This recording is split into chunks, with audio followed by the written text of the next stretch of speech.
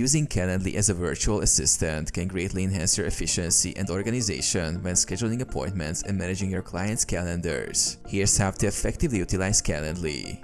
Create your account. Start by signing up for a Calendly account. You can choose a free or paid plan based on your needs. Set up event types. Create specific event types tailored to your client's needs. Customize each event by defining its duration, location, and any relevant questions for invitees. Connect calendars. Integrate Calendly with your calendar to automatically sync availability and prevent double bookings. This ensures that your clients can only schedule during your available time slots. Share your Calendly link.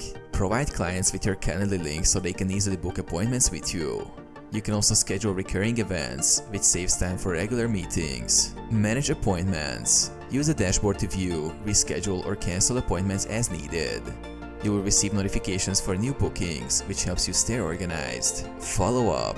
Use Calendly's follow-up features to send reminders or thank you notes after meetings, enhancing client communication.